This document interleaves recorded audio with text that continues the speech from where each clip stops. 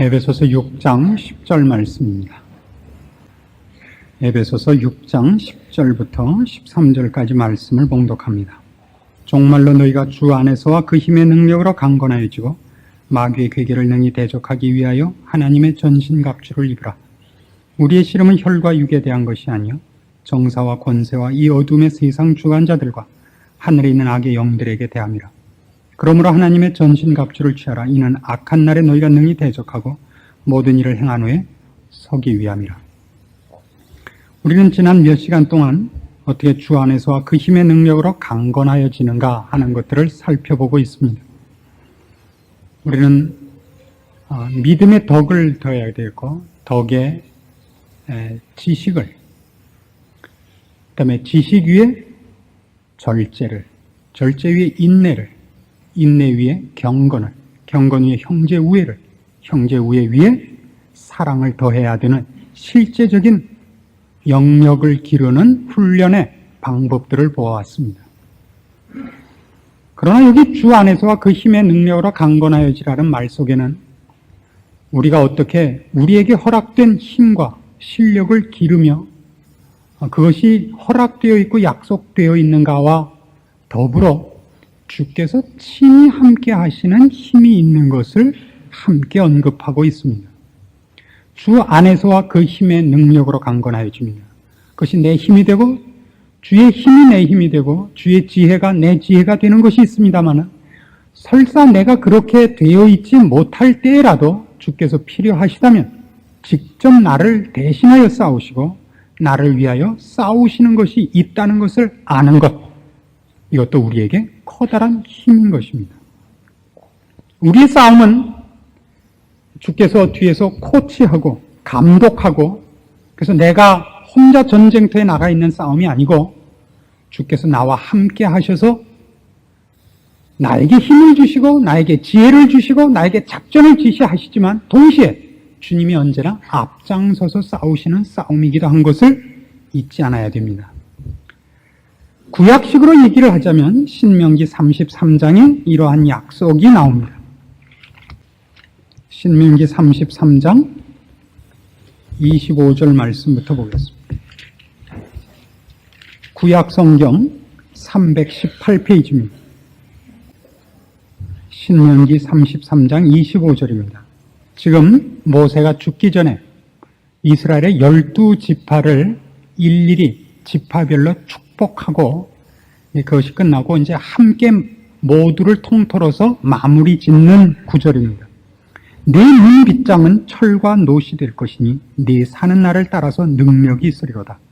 여수론이여 하나님 같은 자 없도다. 그가 너를 도우시려고 하늘을 타시고 궁창에서 위엄을 나타내시는도다.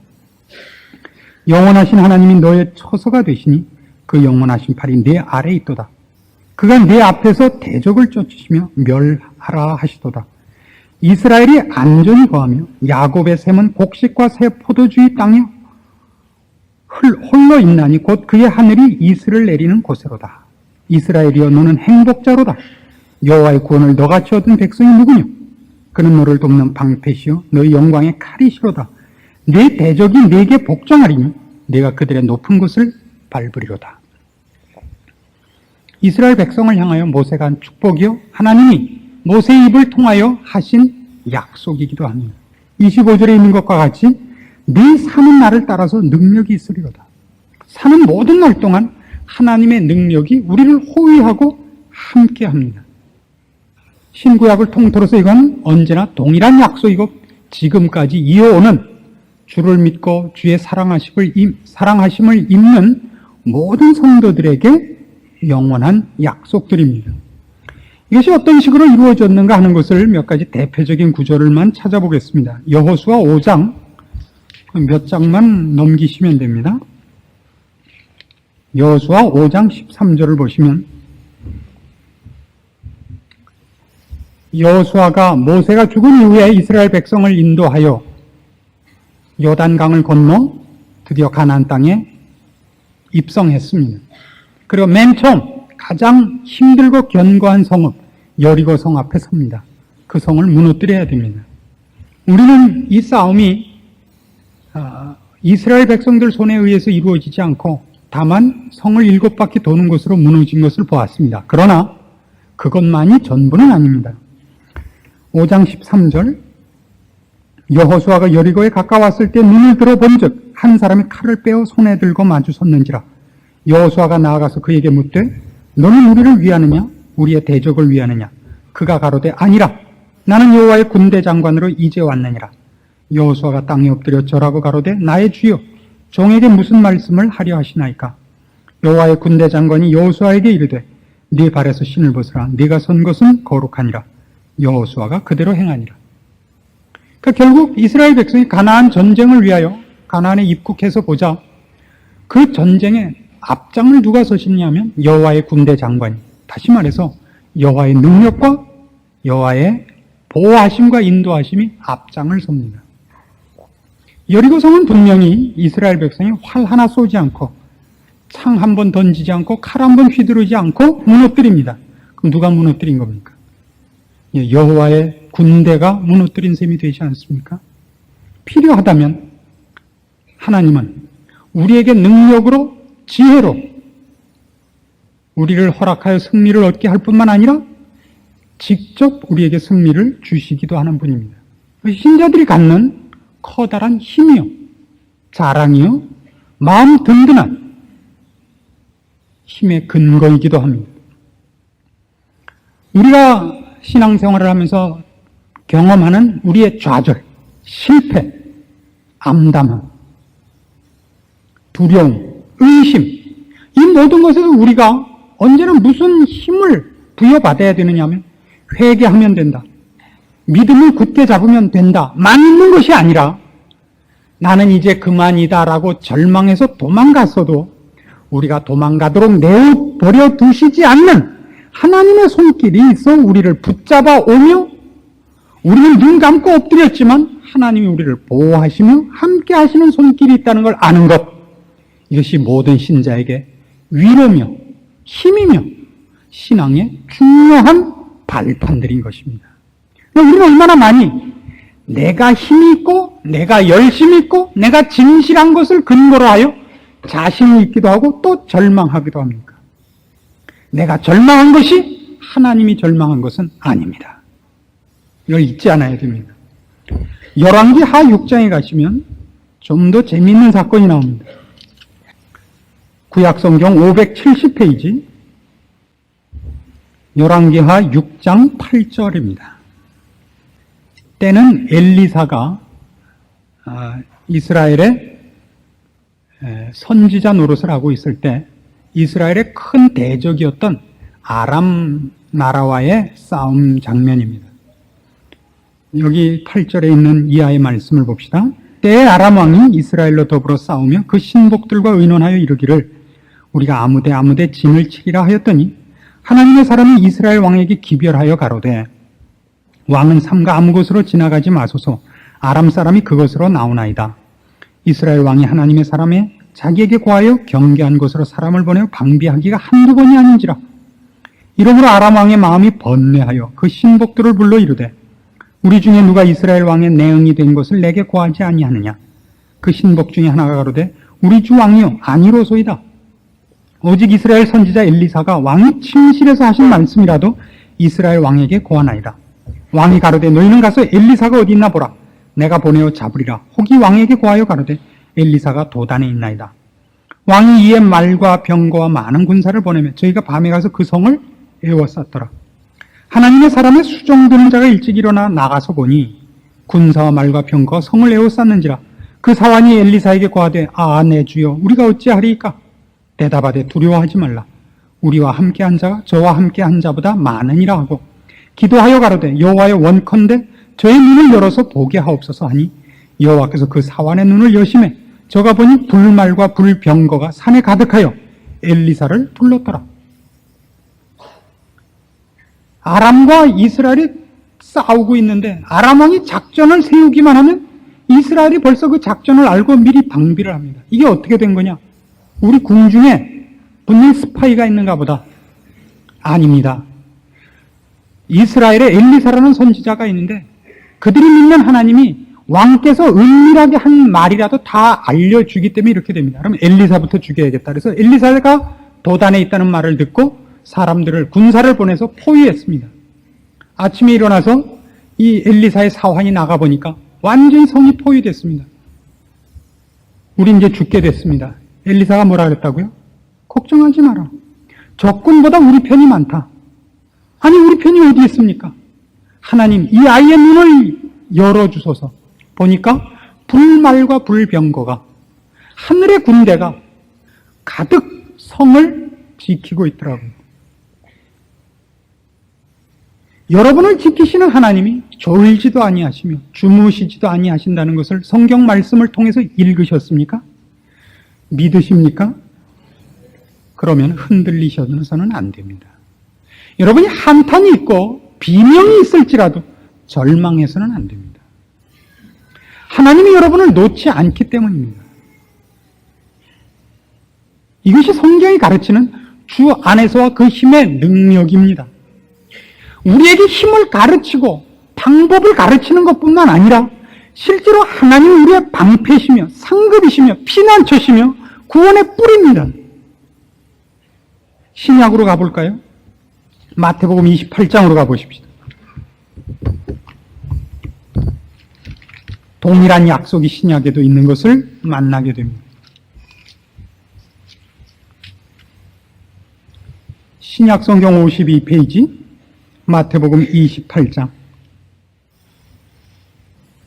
18절 말씀부터 봅시다.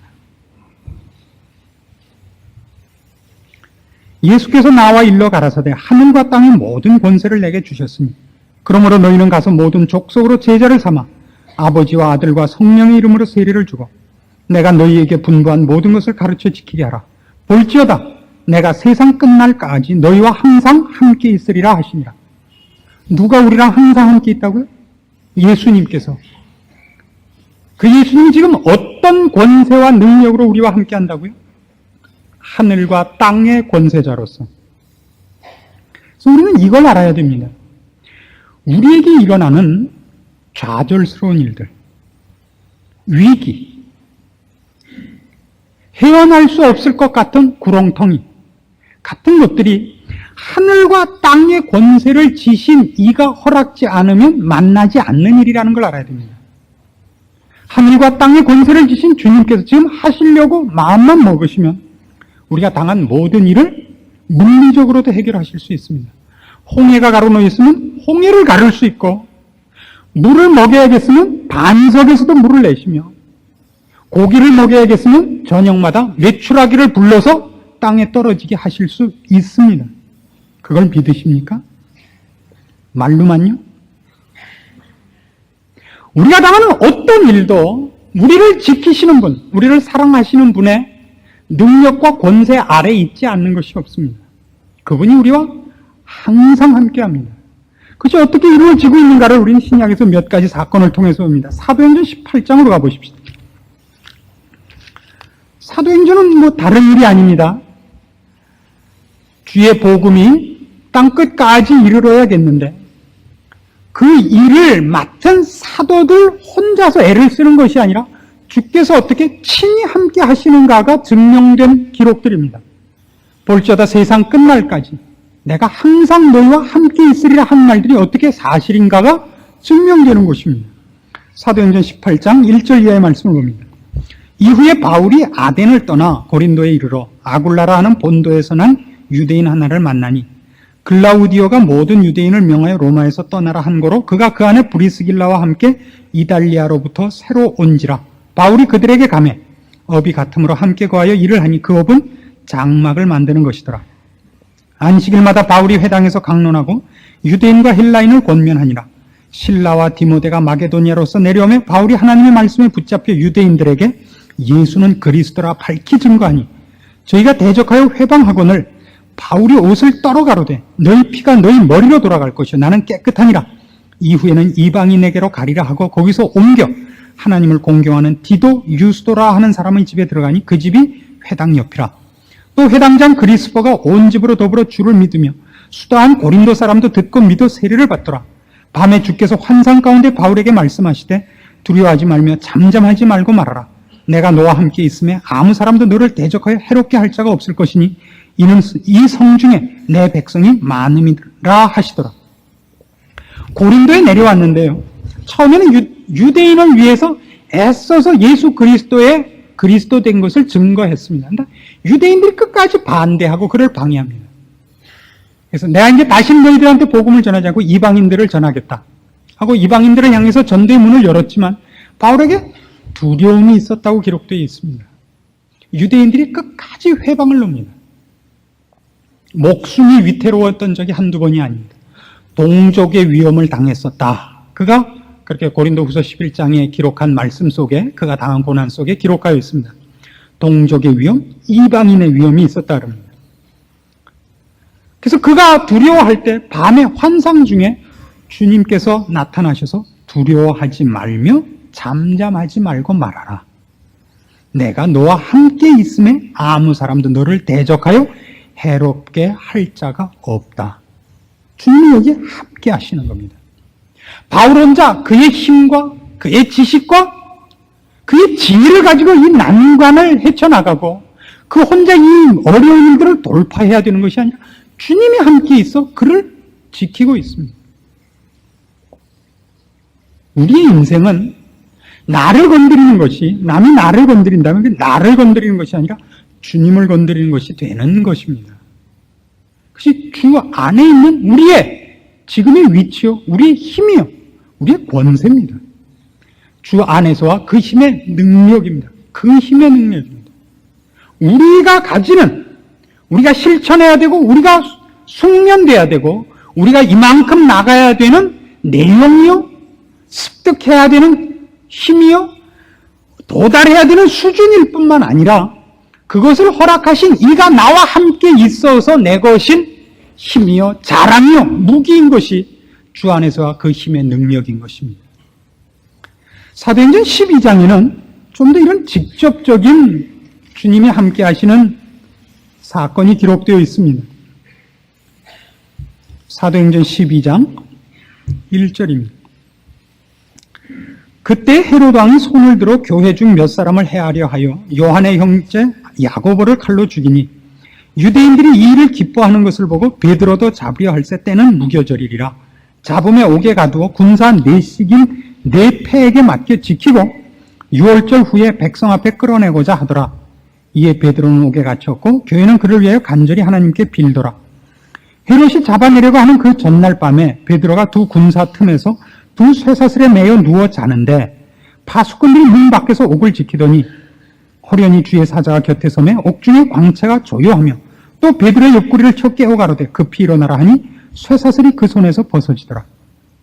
천사가 가로되 띠를 띠고 신을 들매라 하거늘 베드로가 그대로 하니 천사가 또 가로되 겉옷을 입고 따라오라 한대 베드로가 나와서 따라갈새 천사의 하는 것이 참인 줄 알지 못하고 환상을 보는가 하니라. 이에 첫째와 둘째 파수를 지나 성으로 통한 쇠문에 이르니 문이 절로 열리는지라. 나와 한 거리를 지나며 천사가 곧 떠나더라. 베드로가 어떻게 벗어난다고요? 천사가 직접 와서 옥문을 열고 쇠사슬을 풀러주고 길을 인도해서 쇠문이 저절로 열리는 길을 통해서 풀려납니다. 우리가 이 일들을 무엇을 위해서 구하기 때문에 다 활용을 못하고 누리지를 못하느냐 하면 그걸 다 세상의 것을 얻기 위해서 구하기 때문에 못 얻습니다. 우리는 보통 이 주 안에서와 그 힘의 능력들을 왜 소유하지 못하고 왜 누리지 못하고 왜 깨닫지 못하느냐 하면 이런 사실들이 지금도 일어날 수 있고 지금도 우리에게 약속된 것임에도 불구하고 단 하나의 잘못 때문에 누리지를 못합니다. 그건 이런 것 때문입니다. 하늘과 땅의 권세를 지신 이가 이 세상 끝날까지 우리와 함께 있어 여기 기록된 이 일들을 우리에게 약속하고 계시고 일으키실 수 있습니다. 그렇다면 우리에게 일어난 어떤 기적, 필요한 기적이 있다면 그 기적은 주께서 필요로 하는 일에 사용될 때만입니다. 주의 영광이 드러나고 생명이 증거되는 것에 한해서입니다. 그걸 위해서라면 주께서는 바울의 입을 통하여 고백시킨 것 같이 살든지 죽든지 내 몸에서 그리스도가 존귀되게 하려 하노라 라는 것으로 쓰여가는 것을 감사해야 됩니다. 옥에서 기적적으로 풀려나는 것이 주께서 필요하시다면 나는 풀려날 것이요, 내가 옥 중에서 죽는 것이 주의 영광이 드러나는 일이라면 나는 기쁨으로 죽겠노라. 그게 능력입니다. 하늘과 땅의 권세를 지신 이가 나와 함께 있어 지금 내가 당한 일을 나에게 요구하신다면 그것은 다만 실패가 아니며 좌절이 아니며 그건 절망이 아닙니다. 그건 큰 일입니다. 능력입니다. 잡힌 것도 일이라고요. 볼까요? 사도행전 27장에서는 바울이 드디어 잡혀서 로마에 가는 장면이 나옵니다. 사도행전 27장 18절부터 봅시다. 로마 군졸들에 의해서 지금 예루살렘으로부터 로마로 갑니다. 지중해를 배를 타고 가는데 풍랑을 만나서 죽게 됩니다. 18절, 우리가 풍랑으로 심히 애쓰다가 이튿날 사공들이 짐을 바다에 풀어버리고 사흘째 되는 날에 배의 기구를 저희 손으로 내어버리니라. 그러니까 이제 무슨 방법이 없는 거예요. 그래서 화물도 다 버리고, 뭐까지 버렸다고요? 기구들도 버렸다고요. 어떻게든지 목숨만이라도 살아보려고 여러 날 동안 해와 별이 보이지 아니하고 큰 풍랑이 그대로 있음에 구원의 여망이 다 없어졌더라. 여러 사람이 오래 먹지 못하였음에 바울이 가운데 서서 말하되, 여러분이여 내 말을 듣고 글에 대해서 떠나지 아니하여 이 타격과 손상을 면하였다면 좋을 뻔하였느니라. 내가 너희를 권하노니 이제는 안심하라. 너희 중 생명에는 아무 손상이 없겠고 오직 배뿐이리라. 나의 속한 바 곧 나의 섬기는 하나님의 사자가 어젯밤에 내 곁에 서서 말하되, 바울아 두려워 말라. 네가 가이사 앞에 서야겠고 또 하나님께서 너와 함께 행선하는 자를 다 네게 주셨다 하였으니 그러므로 여러분이여 안심하라. 나는 내게 말씀하신 그대로 되리라고 하나님을 믿노라. 그럼 하나님께서 바울에게 나타나셔서 말씀하실 수 있고 사람들을 다 구원하실 수 있느니까 왜 바울을 잡혀가게 내버려 뒀겠습니까? 그게 실패입니까? 하나님의 힘이 모자랍니까? 아니죠. 그것도 하나의 비밀스러운 신비한 하나님의 지혜요 방법인 것 아닙니까? 그래서 로마의 복음이 어디로부터 들어가죠? 시위대로부터 들어갑니다. 바울이 가서 잡힌, 말하자면 친위대 안에서부터 복음이 전파되기 때문에, 친위대라는 건 왕의 측근들 아닙니까? 고급 장교들이죠. 만약 군졸들이 있어도 그 군졸들은 좀 다른 특수한 계층의 사람들입니다. 그래서 시저의 친족들이 예수를 믿는 일을 먼저 접하게 됩니다. 그 바람에. 신비하죠. 그에 잡혀가니 그의 옥살이가 하나님의 힘이 모자란 것도 아니요 바울이 죽을 죄를 져서도 아닙니다. 그래서 하나님의 신묘막측한 지혜요 방법입니다. 우리가 당하는 모든 일이 그렇다는 것을 인정하십니까? 우리가 형통해야겠고 승리해야겠고 자랑해야 될 것과 똑같이, 그것이 하나님 앞에 우리가 구해야 될 하나님의 능력이라면 똑같이 세상 끝날까지 우리와 함께 하시는, 하늘을 지으시고 땅을 지으시고 우리를 만들어내신 창조주 하나님, 우리를 위해 십자가에 달리시고 하늘과 땅의 권세를 지셔 세상 끝날까지 우리와 함께 하시는 예수님의 능력과 권세가 우리에게 어떤 일을 만나게 했다는 것을 믿으셔야 됩니다. 우리는 다만 난관을 극복하고 고통을 면하는 것으로 우리의 신앙을 동원하기 때문에 그 힘의 능력을, 주 안에 있는 능력들을 누리지 못하는 것입니다. 우리의 인생살이는 어느 한 사건, 어느 한 사람과 만나는 일이라도 우연인 것이 없다는 것을 알아야 됩니다. 하나님은 우리의 인생과 우리의 존재와 우리가 만나는 모든 일을 통하여 하나님의 하나님 되심을 증거하려 하십니다. 우리가 만난 어려움을 우리가 어떻게 대처하는가? 우리가 만난 슬픔을 어떻게 대처하는가? 우리가 만난 기쁨을 어떻게 대처하는가? 그 우리의 인생관이 무엇인가? 우리가 최고로 가치 있게 여기는 것이 무엇인가? 우리가 누구를 두려워하며 누구를 사랑하며 무엇을 준비하는 사람인가를 여러 모습으로 보이고 싶으신 것입니다. 우리는 근데 뭐만 하고 싶죠? 기왕이면 벌을 주시려면 꿀벌을 주시옵고 상을 주시려면 밥상을 주시옵소서. 요거밖에 할 줄 모르기 때문에 주 안에서와 그 힘의 능력으로 강건하여지는 신구약 전체를 통틀어서 나타나는 하나님의 살아계신 간섭, 그의 능력, 그가 불러 택하시고 그의 이름을 허락한 자녀들에게 함께 하시는 기적들을 목도하지 못하고 누리지 못하는 겁니다. 다니엘이 사자굴에서 구원함을 받느니 아까도 본 바와 같은 엘리사가 본 바 불말과 불병거들, 사도 바울이 겪었던 이 모든 기적들이 우리의 것인 것을 모르는 것입니다.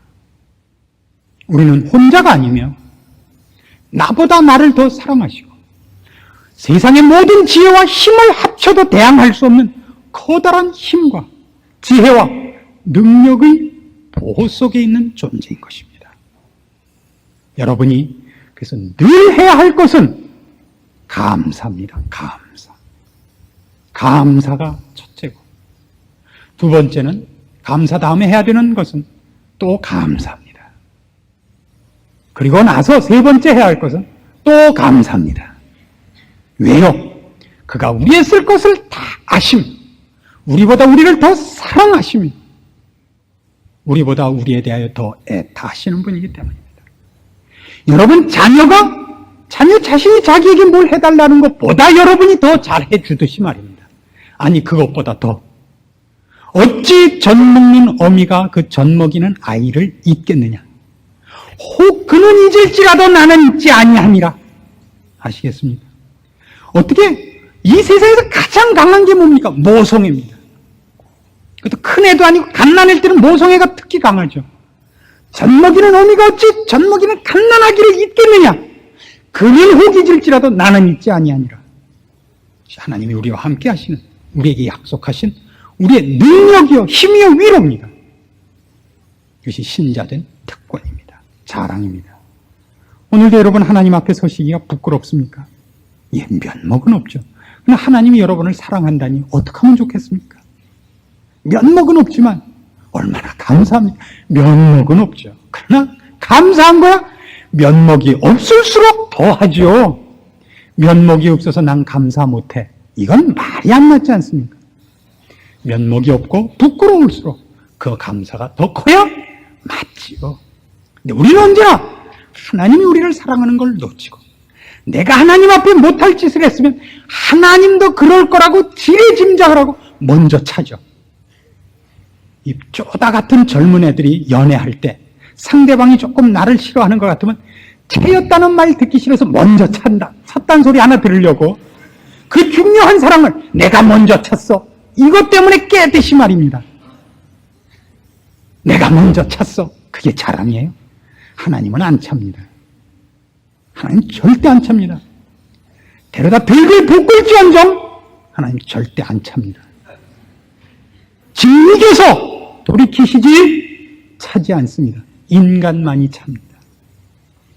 우리가 받은 바 은혜, 어떤 권능과 권세 보호 속에 있는가를 확인하시고 감사를 놓치지 않는 여러분 되시기 바랍니다. 여러분이 겪으시는 슬픔과 고난과 절망과 아픔과 비명이 여러분의 운명이 아닙니다. 여러분을 좌우하지 않습니다. 하나님의 사랑과 능력이 여러분을 좌우합니다. 감사의 기도가 끊이지 않고 여러분의 좌절로 하나님을 실망해버리는 불신앙에 빠지지 않도록 말씀을 통하여 늘 여러분의 신앙을 준비하시고 든든한 반석 위에 세우시고 승리하는 길을 유혹받지 마십시오. 기도하십시다. 하나님 아버지의 은혜를 감사합니다. 우리는 하나님을 잊으나 하나님은 잊지 않으십니다. 우리는 하나님을 배반하나 하나님은 그렇지 않습니다. 하나님이 우리를 사랑하시며 함께 하시며 세상 끝날까지 우리를 지키사 우리의 방패 되시며 상급이 되시며 산성이 되시는 것을 인하여 감사할 줄 아는 우리가 되게 하여 주시옵소서. 예수님의 이름으로 기도합니다. 아멘.